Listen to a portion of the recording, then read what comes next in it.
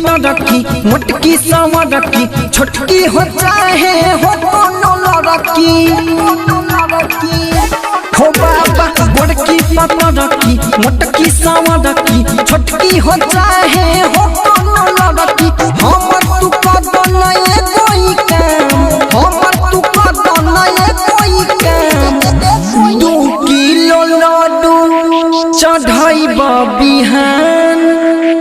मालो पटा दनए हो भगवान 2 किलो लड्डू चढ़ाई बिहान छौड़ी पटा दनए हो भगवान 2 किलो लड्डू चढ़ाई बिहान मालो पटा दनए हो भगवान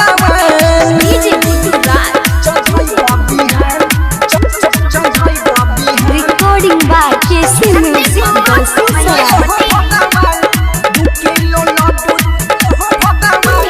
हमरो कदा तो जोगर हो तो बदाऊ पकड़ हो छौड़ी सवन किस हमारा कदाई दाना एक बात प्यार हो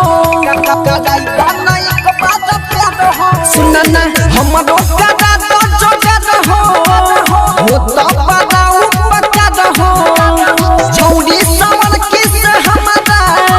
कदाई दाना एक बात प्यार हो हमरो पर राखन तनी ध्यान 2 किलो लड्डू चढ़ाई बिहान मालो पटा दनए हो भगवान 2 किलो लड्डू चढ़ाई बिहान छौड़ी पटा दनए हो भगवान 2 किलो लड्डू चढ़ाई बिहान मालो पटा दनए हो भगवान